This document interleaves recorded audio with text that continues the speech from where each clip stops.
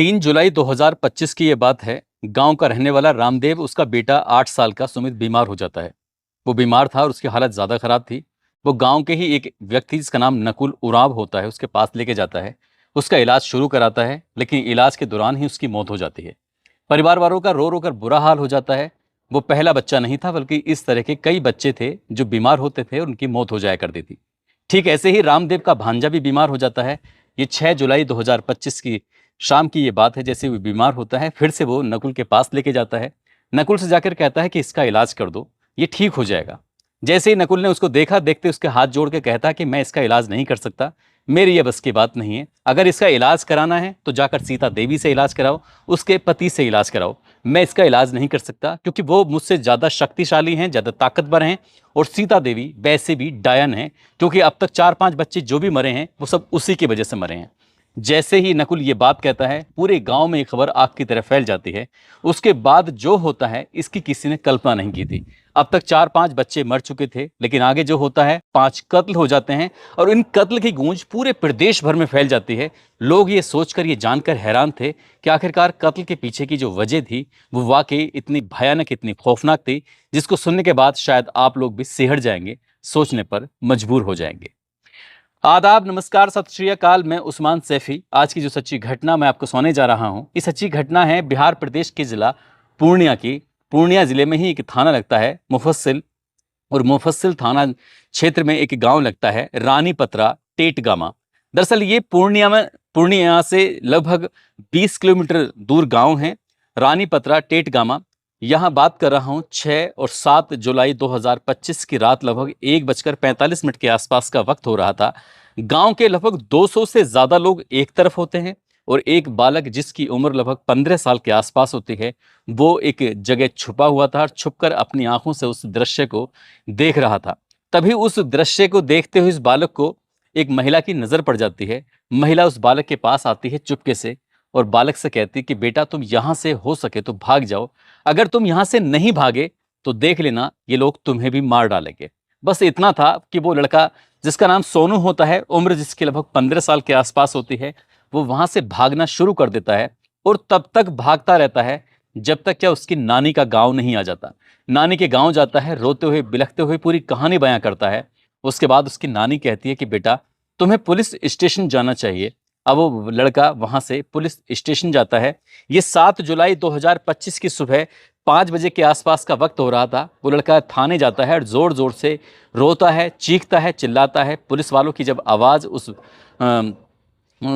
बच्चे तक पहुंचती है, उस बच्चे की रोने की आवाज़ पुलिस वालों तक पहुंचती है, तब उससे बातचीत करते हैं कि बेटा क्या बात है, तुम क्यों रो रहे हो, क्यों चिल्ला रहे हो। तब वो बताता है कि साहब जल्दी से गांव चलो, नहीं तो वो लोग हमें मार डालेंगे, पूरे परिवार को मार डालेंगे। पुलिस वाले ये बात सुनते हैं। उसके बाद फिर उच्च अधिकारियों को इस बात की सूचना दी जाती है और देखते ही देखते ये खबर एसएचओ से लेकर डीएसपी, एसपी, डीएम, ये बड़े बड़े आला अधिकारियों तक घटनाक्रम की बात पहुंच जाती है। उसके बाद इस गांव में पुलिस फोर्स पहुंचती है और जो आला अधिकारी होते हैं, डीएम, एसएसपी, ये भी मौके पर पहुंच जाते हैं। यहाँ पर डॉग स्क्वाड और फॉरेंसिक टीम ये सब पहुंच जाती हैं। और इस बच्चे ने, जिसकी उम्र 15 साल है, नाम उसका सोनू है, जिसने बताया था कि गांव में कुछ हुआ है। गांव में जो बताया गया था उसी हिसाब से पुलिस जाती है तो ढूंढना शुरू कर देती है। गांव के जब दरवाजे खुलवाए जाते हैं तो हर दरवाजे पे ताला लगा हुआ था। पूरा का पूरा गांव एकदम सन्नाटा पसरा हुआ था। जो जानवर थे, पशु थे, मवेशी थे, वो अपने अपने घरों पर जैसे बंधे होते हैं वैसे बंधे थे, लेकिन गांव में कोई इंसान नहीं दिखाई दे रहा था। जो भी इंसान दिखाई दे रहे थे उनसे कुछ पूछते थे तो वो कहते थे कि हमें कुछ नहीं पता, हम तो पूरी रात सोए हुए थे, हमारे घर पे इस तरह की कोई आवाज़ें भी नहीं आ रही थी। तभी गांव के लोग, जब वहां था ही नहीं कोई, जवाब दे तो क्या दे, जब लड़के ने जो बताया वो उसे पुलिस जानना चाहती थी, तो आखिरकार जब डॉग स्क्वाड वहां पर पहुंचता तो डॉग स्क्वाड की मदद से पता चलता है कि गांव से लगभग 3 किलोमीटर दूर एक बिसरिया बहियार एक जगह लगती है, वहां पर एक तालाब है और तालाब में जलकुंभी है। जब डॉग स्क्वाड वहां तक पहुंच जाते हैं तो पता चलता है कि 5 लाशें थीं जो जली हुई पड़ी हुई थी। लगभग 80% वो जल चुकी थी। अब ये लाशें किसकी थी, क्यों जलाई गई थी, यही पूरी कहानी थी। और इस कहानी को उस बालक ने अपनी आंखों से देखा था, वही बयां किया था। दरअसल इस गांव के अंदर 4-5 बच्चे मर चुके थे पिछले कुछ दिनों के अंदर। ऐसे ही एक लड़का जो कि रामदेव का होता है, जिसकी उम्र लगभग 8 साल के आसपास होती है, उसका भी इलाज चलता है। इलाज के दौरान वो भी मर जाता है। छोटू था, छोटू का बेटा भी ऐसे ही मर जाता है, उसका भी इलाज चलता है। जो इलाज करने वाला था वो गांव का ही नकुल उराव होता है, जो कि टोना टोटका के माध्यम से इलाज करता था। ठीक ऐसे ही रामदेव का भांजा बीमार हो जाता है। उसके भांजे को जब लेके जाते हैं नकुल के पास, तो वो कहता है कि मैं इसका इलाज नहीं कर सकता, इलाज मैं करता हूं, लेकिन जो सीता है, जो डायन है, वो डायन असल में मेरे पूरे खेल को बिगाड़ देती है। मैं मेहनत करता हूं और वो खेल बिगाड़ने लग जाती है, इसलिए तुम चाहो तो उसी से इलाज कराओ, हम कुछ नहीं कर सकते। अब यहां से गांव के लगभग 40 से 50 लोग इकट्ठा होते हैं, और इकट्ठा होने के बाद सीता देवी की जो पति है बाबूलाल उराव के पास पहुंच जाते हैं। और जो सीता देवी है वो अपने मायके गई हुई थी। बाबूलाल उराव से कहते हैं कि इसका इलाज कर, इस बच्चे को ठीक कर, नहीं तो तुझे हम ठीक कर देंगे। गांव के लोग थे, बहुत ज्यादा गुस्सा बढ़ रहा था। रात के लगभग 10 या 11 बजे के आसपास का वक्त हो रहा था। उससे पहले ही पंचायत हुई थी, और पंचायत के लोगों ने फैसला किया था कि अब हद से ज्यादा बात बढ़ गई है, बच्चे इस तरह से मरते रहेंगे तो पूरे गांव ही खाली हो जाएगा। इसलिए जाकर सबके सब बातचीत करते हैं। पंचायत के बाद वो फैसला लिया गया। अब उस बाबूलाल से कहते हैं कि इलाज करो। अब बाबूलाल सीधे सीधे ये कहने लगता है कि इलाज हम नहीं कर सकते, बल्कि आपको डॉक्टर के पास जाना चाहिए, डॉक्टर के दिखाओ, जब डॉक्टर को दिखाओगे तो शायद ये बच्चा ठीक हो जाएगा, हम इसका कुछ नहीं कर सकते। गांव के ही लोगों ने उसकी जो पत्नी होती है सीता देवी, उसको घोषित डायन कर दिया था, क्योंकि जो गांव में कुछ भी अप्रिय घटना हो रही थी, बच्चे मर रहे थे, कुछ भी बात होती थी, तो जो भी होता था यही है सीता, जो भी इसकी वजह से होता है। सीता अपने मायके गई हुई थी। गांव के लोग उसको मायके से लेके आते हैं, और जब इसे लेके आते हैं, जैसे ही उसे गाड़ी से उतारा जाता है, उतरते ही गांव के लोग उस पर टूटने लगते हैं। अब उस सीता को बेहिसाब तरीके से मारना पीटना शुरू कर देते हैं। वो गंभीर रूप से घायल हो जाती है। जो उसका पति होता है बाबूलाल उराव, अपनी पत्नी को बचाने के लिए जैसे ही भीड़ के पास पहुंचता है, तो भीड़ अब पहले थी 40-50, फिर संख्या बढ़ जाती है, 150-200 के आसपास पहुंच जाती है। इसके बाद फिर बाबूलाल उराव ने अपनी पत्नी को बचाने की तमाम कोशिशें की, लेकिन जैसे वो भीड़ का हिस्सा बनता है तो भीड़ उसको भी पीटना शुरू कर देती है। अब बूढ़ी मां अपनी आंखों से इस दृश्य को देख रही थी बाबूलाल की। कांतो देवी, वो भी लगभग 70 साल के आसपास की होती है, हाथ जोड़ते हुए गिड़गिड़ाते हुए कहती है, मेरे बेटे को, मेरी बेटे की बहू को मत मारो, ये मर जाएंगे। लेकिन उस भीड़ के अंदर जरा सी भी शर्म, हया या कोई डर या खौफ, कानून कुछ भी नहीं था। उन्होंने उस बूढ़ी औरत को भी मारना पीटना शुरू कर दिया। जैसे ही उस बूढ़ी औरत को मार रहे थे, उमराव को मार रहे, बाबूलाल को मार रहे थे और उसकी पत्नी को मार रहे थे, तो वहीं पास में इस शोर को सुनने के बाद 30 साल का जो बेटा होता है मंजीत, वो भी मौके पर पहुंच जाता है। वो अपनी दादी, अपनी माँ, अपने पापा को बचाने की तमाम कोशिशें कर रहा था, लेकिन भीड़ के हाथ में जो लग रहा था वो मंजीत को भी मारना शुरू कर देते हैं। मंजीत की पत्नी होती है रानी देवी। रानी देवी भी इस शोर को सुनने के बाद मौके पर पहुंच जाती है और अपने पति को, अपने परिवार के बाकी लोगों को बचाने की कोशिश कर रही थी, लेकिन भीड़ उनको भी मारना पीटना शुरू कर देती है। मारते हैं, पीटते हैं, उन्होंने खंबे से बांध देते हैं। इधर जो बाबूलाल होता है, ये 5 भाई होते हैं। एक भाई का नाम बाबूलाल, दूसरे का नाम अर्जुन, जगदीश, खूबलाल, जितेंद्र।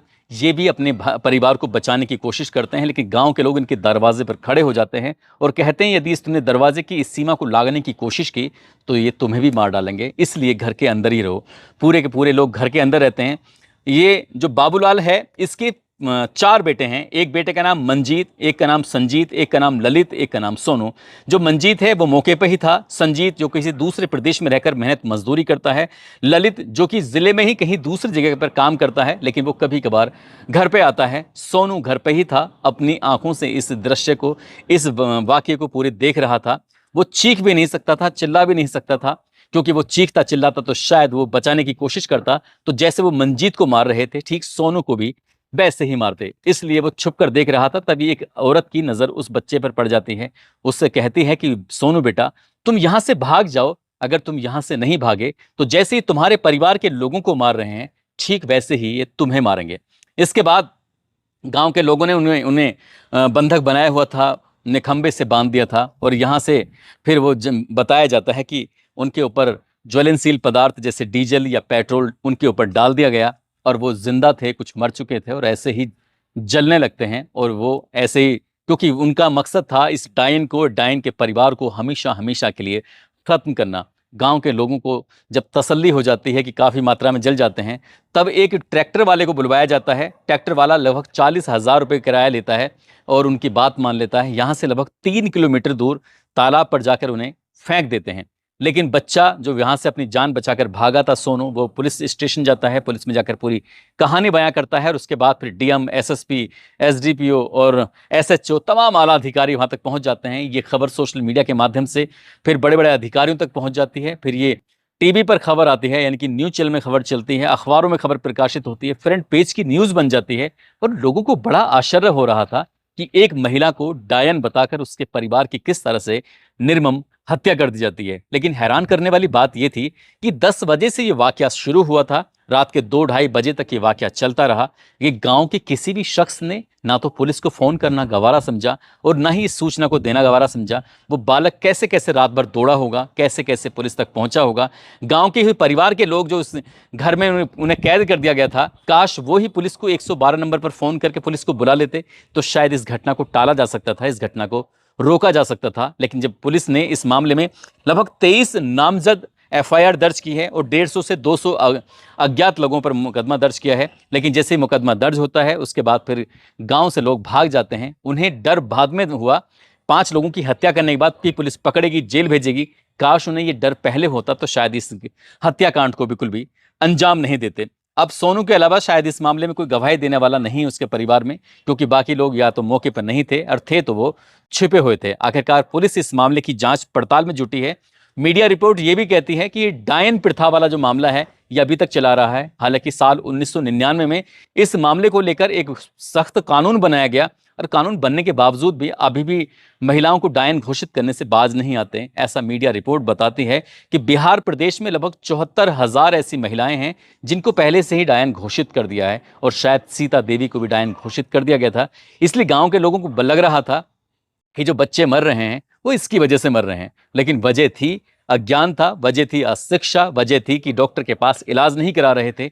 वजह जो भी थी, लेकिन सीता वजह नहीं थी। सीता को तो बेवजह लपेटा गया, उसके परिवार के 5 सदस्यों को बेवजह लपेटा गया। अब देखने वाली बात यह है कि भविष्य में कानून अपना किस लेवल तक काम करेगा, किस लेवल तक इन लोगों को सजा दिलाने में कामयाबी हासिल करेगा, किस लेवल तक इस मामले में जागरूकता फैलाने की कोशिश करेगा कि अब कोई डायन वगैरह कुछ नहीं होती है। अब क्या पहले भी कभी डायन वगैरह कुछ भी नहीं होती थी। सोनू जैसे बच्चे का अब क्या होगा, सहज ही अंदाजा लगाया जा सकता है। उसका भरण पोषण कैसा होगा, क्या वो करेगा, क्या नहीं करेगा। उसने जो अपनी आंखों से देखा है, कभी क्या उसे भुला पाएगा या नहीं भुला पाएगा। बहुत सारे सवाल हैं जो तैर रहे हैं जहन में, दिमाग में। और जिन जिन लोगों ने इस कहानी को जाना था, समझा था, वो लोग भी सोचने पर मजबूर हैं कि इस सदी में, ऐसे दौर में जहां टेक्नोलॉजी का दौर है, वो क्या सब चल रहा है। दोस्तों, इस पूरे घटनाक्रम को सुनाने का उद्देश्य किसी को परेशान करना नहीं है, किसी का दिल दुखाना नहीं है, बल्कि आपको जागरूक करना है, आपको सचेत करना है। अगर इस तरह से 150-200 बताया जाता कि 300 की आबादी वाला गांव था, 300 की आबादी वाले गांव में क्या एक भी ऐसा व्यक्ति नहीं था जो पुलिस को फोन करके इस घटना के बारे में जानकारी दे देता कि ऐसा यहां पर हो रहा है? क्या एक भी ऐसा जागरूक व्यक्ति नहीं था? ये वाकई अफसोस की बात है। हम ऐसे वक्त में हैं जब हम चांद पर जाने की बात करते हैं, जब हम दुनिया को जीतने की बात करते हैं, तब हमारे देश में इस तरह की घटनाएं हमें शर्मसार कर देते हैं। जाते जाते ऋतु गोस्वामी हैं, जो कि विजय गोस्वामी की बेटी हैं। आज इनका जन्मदिन है, इनको जन्मदिन की ढेरों सारी शुभकामनाएं, बहुत बहुत मुबारकबाद। कुछ लोगों ने नाम लेने की अपील की है, जिसमें लक्ष्मण चौधरी, धर्मेंद्र वर्मा, नसीमुद्दीन, दिलीप कुमार, आशु गुप्ता, शशि, मोहम्मद जुबैर, मोहम्मद शाकिर, शिवम, सैयद इश्तियाक, उस्मान असगर, शमशुद्दीन, सोनू झा, शहजाद आलम, गौरव तिवारी, राजेश जायसवाल। आप सब लोग अपना ख्याल रखें, सुरक्षित रहें। जय हिंद, जय भारत।